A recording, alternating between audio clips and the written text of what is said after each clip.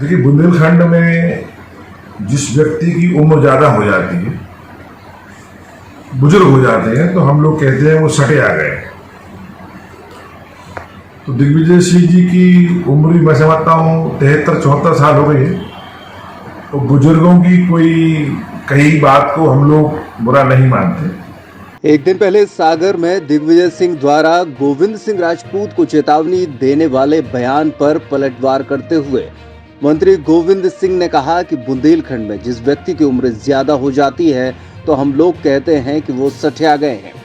दिग्विजय सिंह की उम्र भी अब 73-74 साल हो गई है। बुजुर्गों की कही बात का कोई बुरा नहीं मानते हैं।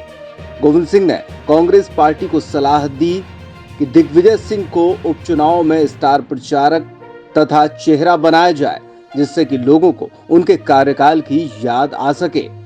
उपचुनाव पर मंत्री गोविंद सिंह ने कहा कि जब भी उपचुनाव होंगे, भारतीय जनता पार्टी की सरकार पूरी ताकत से चुनाव लड़ेगी। गौरतलब है कि एक दिन पहले दिग्विजय सिंह ने सागर में पहुंचकर गोविंद सिंह राजपूत की कांग्रेस पार्टी छोड़ने के बाद भाजपा का दामन थामने पर सवालिया निशान लगाए थे। दिग्विजय सिंह ने कहा था कि कांग्रेस ने गोविंद सिंह राजपूत को सब कुछ दिया, लेकिन उसके बाद क्या सिला मिला।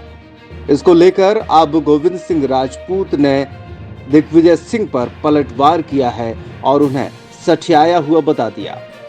देखिए, बुंदेलखंड में जिस व्यक्ति की उम्र ज़्यादा हो जाती है, बुजुर्ग हो जाते हैं, तो हम लोग कहते हैं वो सटे आ गए।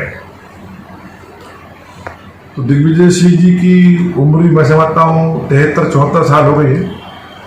तो बुजुर्गों की कोई कही बात को हम लोग बुरा नहीं मानते। वैसे भी हमारा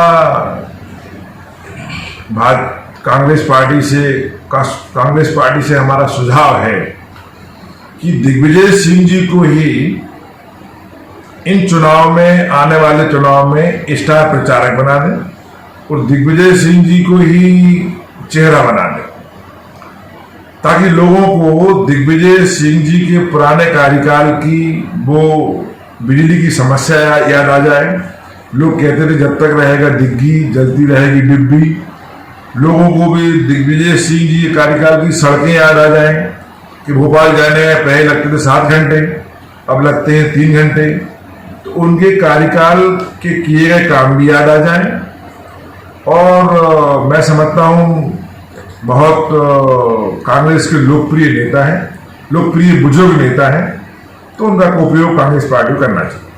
देखिए, अभी चुनाव की कोई चुनाव आयोग ने घोषणा नहीं की और मैं समझता हूँ कि अभी चुनाव कब होंगे ये भी स्थिति स्पष्ट नहीं है, क्योंकि कोरोना की स्थिति में सभाएं होंगी नहीं होंगी, चुनाव का स्वरूप क्या होगा। अभी तो राज्यसभा के चुनाव भी डिक्लेयर नहीं हुए हैं, तो बहुत ही कहना बहुत जल्दबाजी होगी। लेकिन जब भी होंगे चुनाव पूरी जनता के साथ में, पूरी ताकत के साथ भारतीय जनता पार्टी की सरकार लड़ेगी।